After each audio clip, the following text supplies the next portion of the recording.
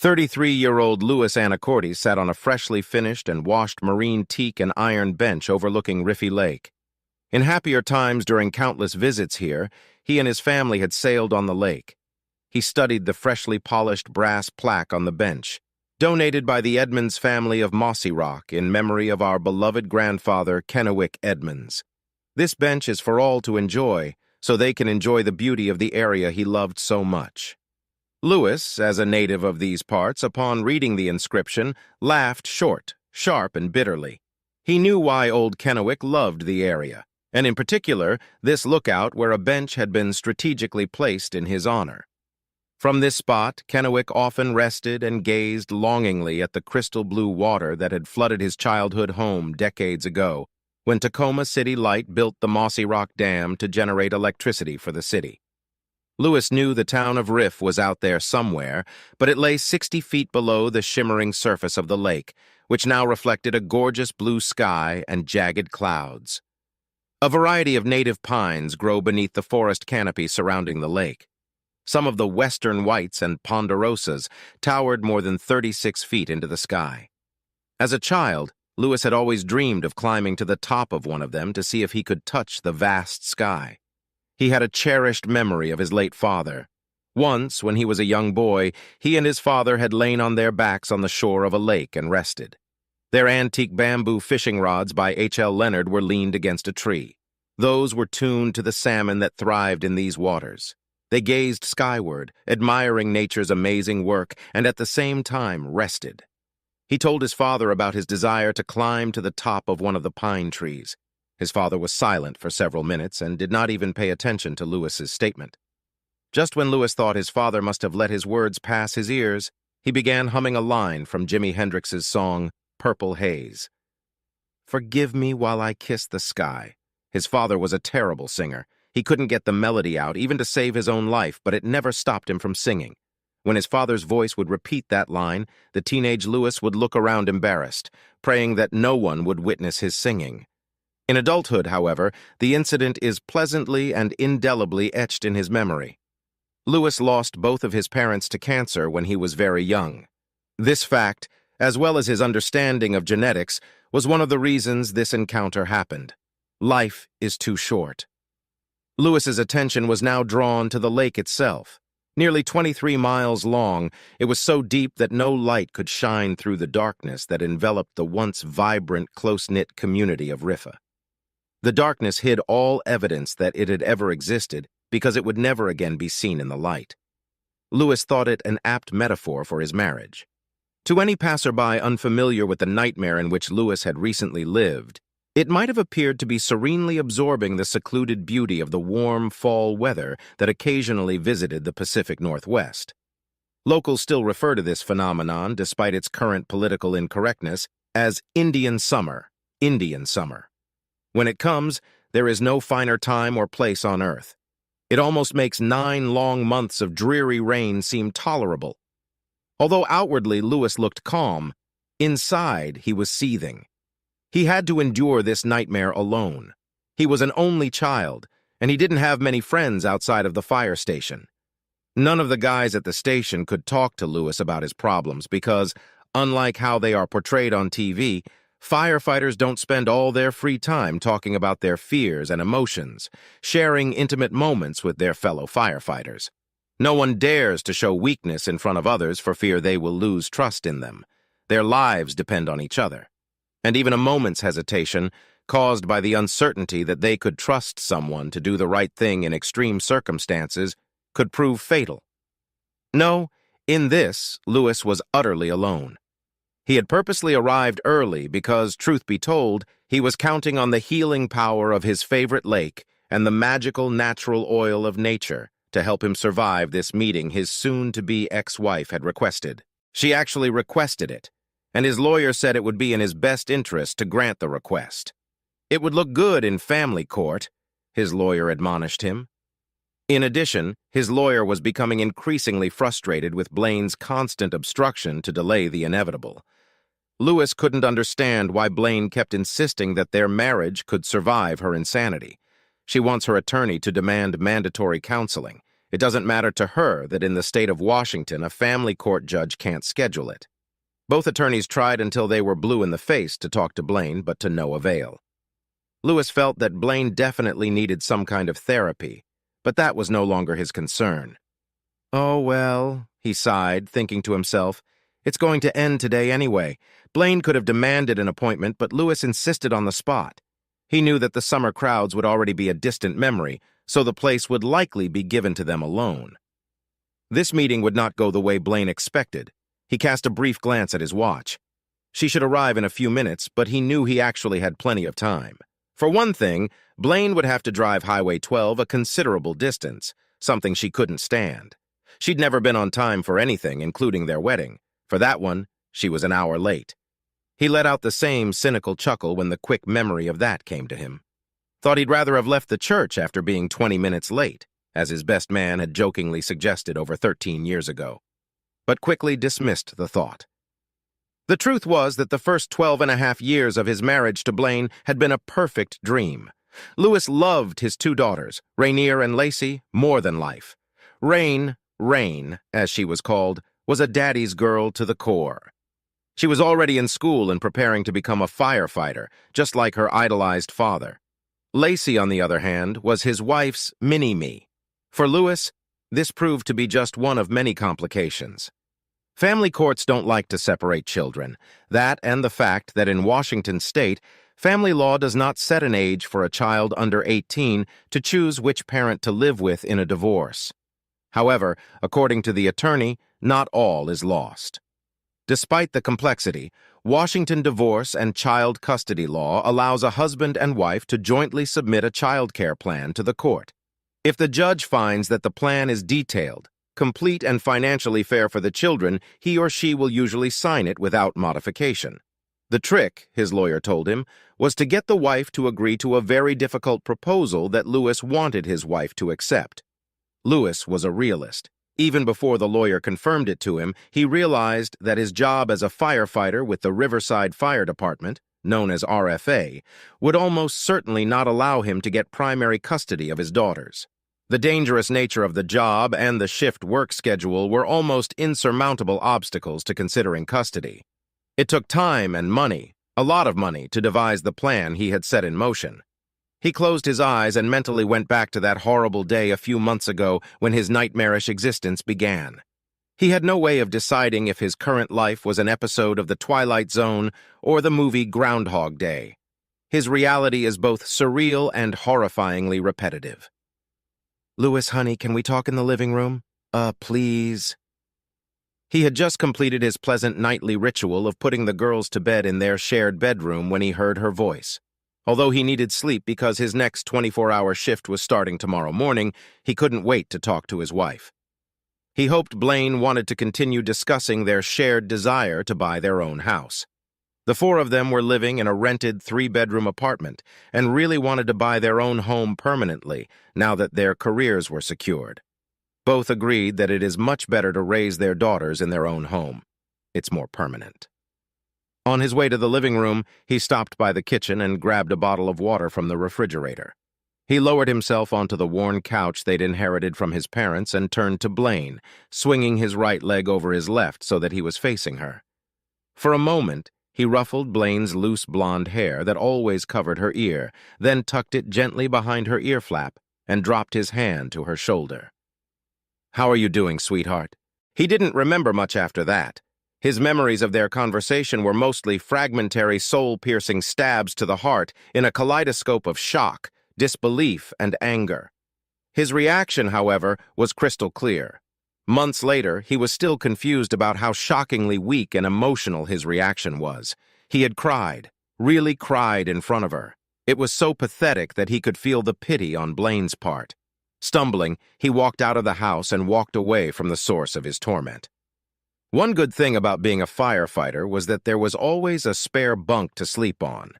No one ever questioned his constant presence. Everyone knew the divorce statistics on the job. After a few days, he was able to piece together what his wife had told him. She didn't ask permission, just told him what she was going to do. When he finally got home, he was going to beg his wife not to destroy their family.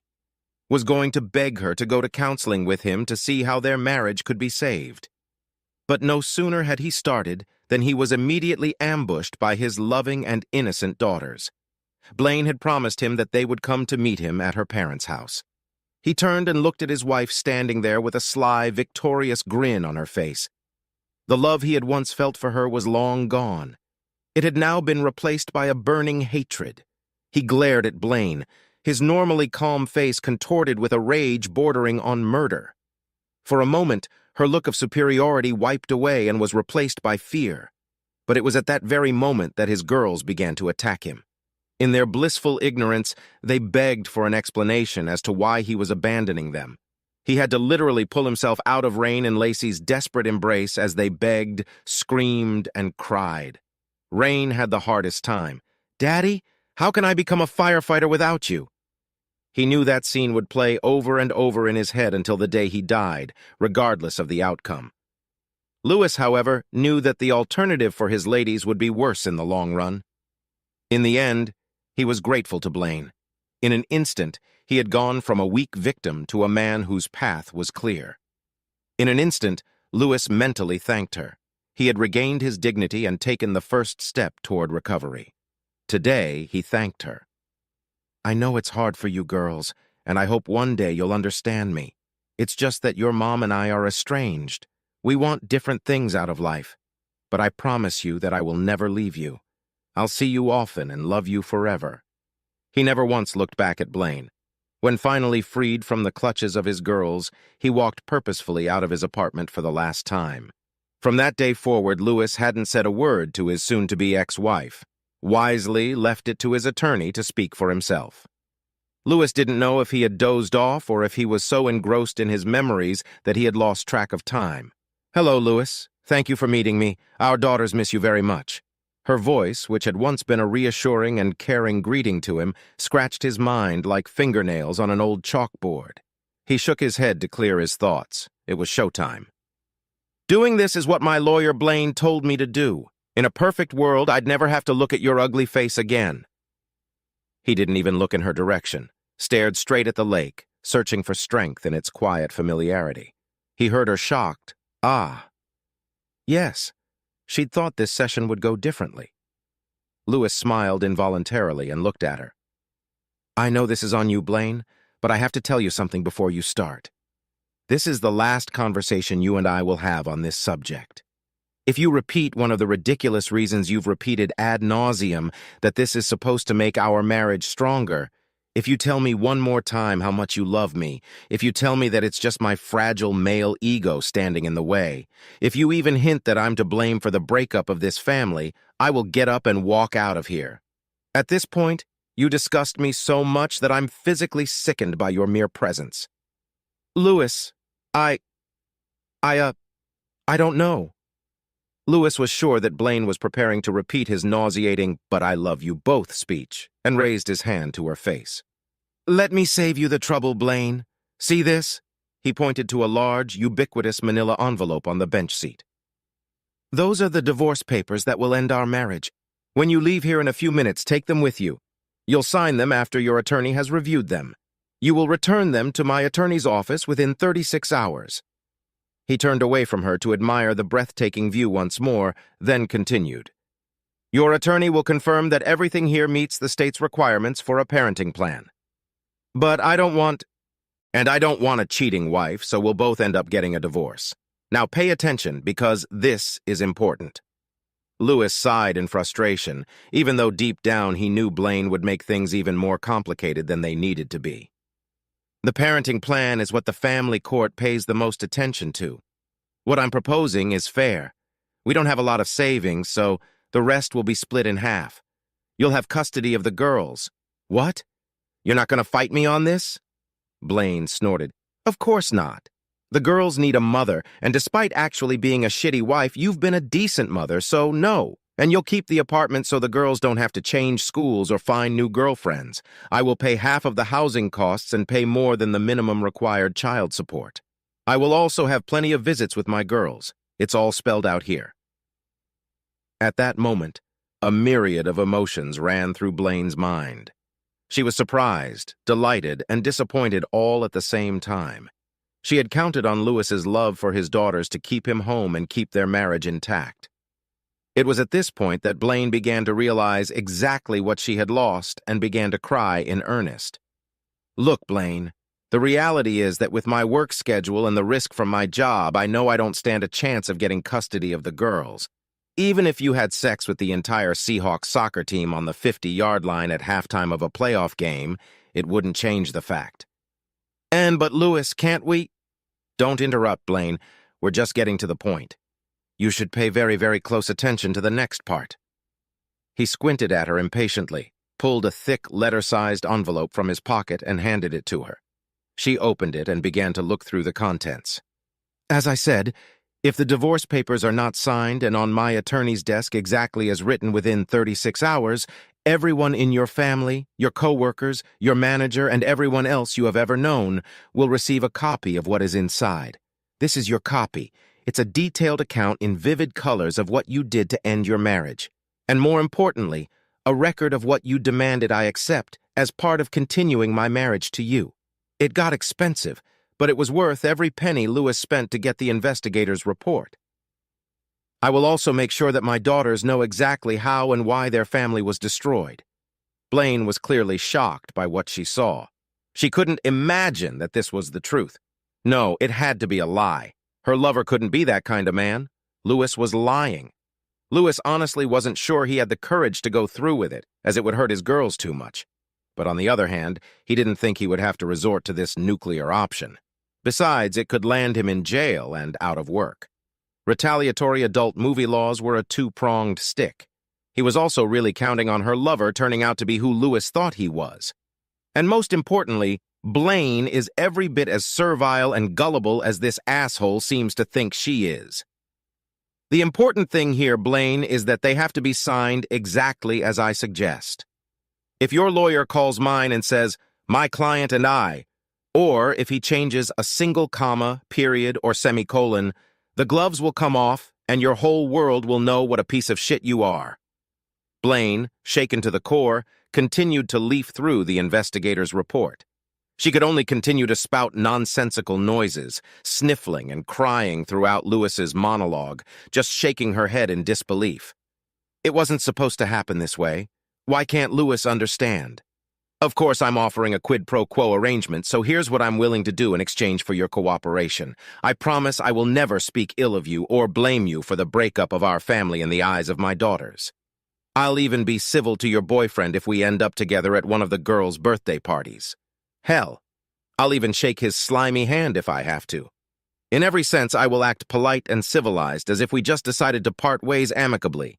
I will do the same with each of your family and friends. I'll even babysit if you and the Slytherin want to go away for the weekend at the last minute. In short, I'll be the best ex-husband for any cheating wife. Thanks, Lewis, but this is all so unnecessary. Stop, Blaine. Don't you ever mention that piece of shit's name in my presence. Lewis, he's a good guy. He's not... No, Blaine, he's not. He's... Shit, let's cut to the chase. Whose idea was it to tell me about your relationship? Him, Lewis. He said it's not good to cheat a good man like you. Lewis laughed caustically, interrupting Blaine. Nonsense, Blaine. He did it to guarantee he'd get exactly the same reaction from me as you did. Has he already asked when he can move in with you? Her eyes opened wide at the same time as her mouth. Lewis thought she looked exactly like one of her favorite emojis she liked to use. Blaine was silent. She stared at her hands, which she clenched fiercely. Her posture was so stiff and fragile that it looked as if she was afraid the slightest movement would make her turn into a pillar of dust. That's what I thought, Blaine. It's all in the report you're holding in your hands. Lewis jabbed his fingers at the papers in her hands.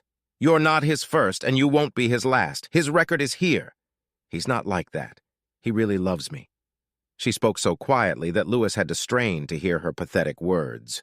It brought an understanding smile to his face. He exhaled slowly, and a peaceful calm descended on him, as if another breeze from his favorite lake had washed over his face.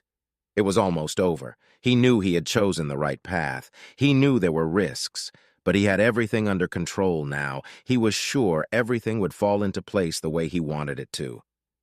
His voice softened considerably. Look at me, Blaine. We're almost done here.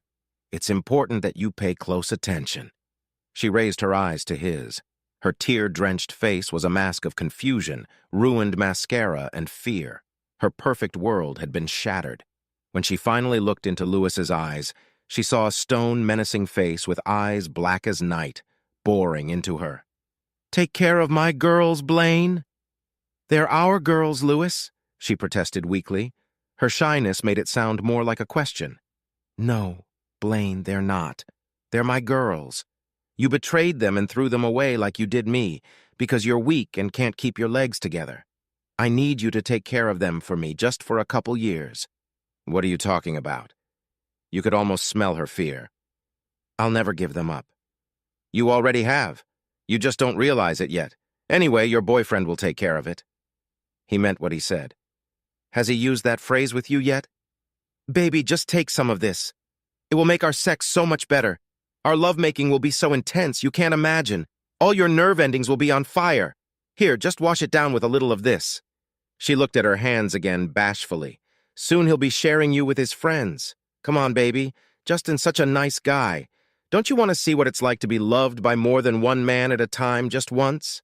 Blaine shook her head slowly, looking into the void, muttering, "He wouldn't do that to me. He loves me." "Fuck you, Blaine. In a few months, that jerk will be hitting on you at his favorite bars." Lewis was on fire. "But the good news is that I have a couple more years before I finish the courses required for a bachelor's degree in fire science. After that, I'll be able to apply for the fire marshal position when Frank retires. Then I will have almost no mandatory hours. That should be about the time you start to crash and burn. That's when I'll sue for full custody. By then, you'll probably be so stoned you won't care." "You're wrong. He's not like that at all. Please, Lewis, I really love you. I love our family. Why can't you see—" "No, you don't see it," Lewis roared at her. "You never have. Honestly, I don't think you're capable of loving anyone but yourself. I was just blinded by my love for who I thought you were. I was just a convenient prop for you. The girls just cemented your power over me. When your asshole boyfriend showed up, you played right into his hands. You threw your family away like yesterday's sour milk." Maybe we can start over," she tearfully suggested. "No, Blaine, we can't. There's nothing left to start over. Besides, you won't give up on him because then your failure as a wife, mother, and human being will be on display for all to see. No, you will continue to pretend that you and the asshole are happy and in love. You are deliberately going down the path of self-destruction because you have no choice. Because if you had a choice, deep down, you'd have to admit to yourself what a scumbag you are. If you dared to self-evaluate, you wouldn't be able to live with what you discovered. Now you have no choice but to live with who you are for the rest of your miserable life. But if I'm wrong, and you both actually love each other, I'm sure it won't be long before your magical boyfriend starts insinuating that you're being hindered by the need to babysit. He'll probably start with, 'Why don't we just let Lewis take them more often?' Something like that. You won't argue with him because you don't want to give up the fantasy sex. That's the same thing you said to me when you told me I'd have to share you with that parasite. If he finally threatens to leave you after proposing, coaxing, and finally promising he'll leave if you don't give the girls to me, well, then, you'll be back to square one, won't you?" He smiled at her confusion. "Either way, I win and you lose. It's only a matter of time, and I'm a patient guy." Lewis looked out over the azure surface of the lake again. For a moment, the breeze died down. The water was like glass in a closet door. It was time to leave. He vowed to himself that he would come back here often with his daughters. His girls loved it here, but that wasn't enough. He wanted them to love this place as much as he did. He stood up, but not because he was done with her, but because there was so much adrenaline in his body that his central nervous system wouldn't let him stay still any longer. He needed to discuss one last essential detail with her. Lewis stepped awkwardly around the bench. He placed his hands on the smooth, varnished teak on either side of Blaine's shoulders and gripped it tightly. He slowly leaned over to whisper in her ear. In a quiet voice full of gloating, he said with quiet fury, "Tell your shitty boy that if I get even a hint or even a mere suggestion that he is behaving inappropriately with my daughters, I will kill him, and it doesn't matter what it is. Drugs, sexual innuendo, simple peeping at them in their nightgowns. I'm gonna kill him. Tell him he won't have to sneak around or look over his shoulder looking for me because I'll come at him head on. I want him to realize in his last moment that I'm the one who ended his miserable fucking existence on this earth. The same goes for you, Blaine. His voice began to shake, his throat sore from the strain. The pressure of his grip intensified as adrenaline kicked in with every word he spat out at her. You tell him this, Blaine? At the last word, there was a loud crack as the hard wood gave in to Lewis's death grip. Blaine flinched sharply. Lewis looked down curiously at the shattered piece of lattice. It must have been dry rot? For her part, Blaine didn't look at him. She wouldn't stop sobbing and whimpering. Her body shook as if she was suffering from hypothermia. Remember, Blaine, 36 hours, not 37. And now I'm leaving. He looked at his hands. His nails were broken, his hands bloody and strewn with splinters. That's strange. It doesn't hurt at all.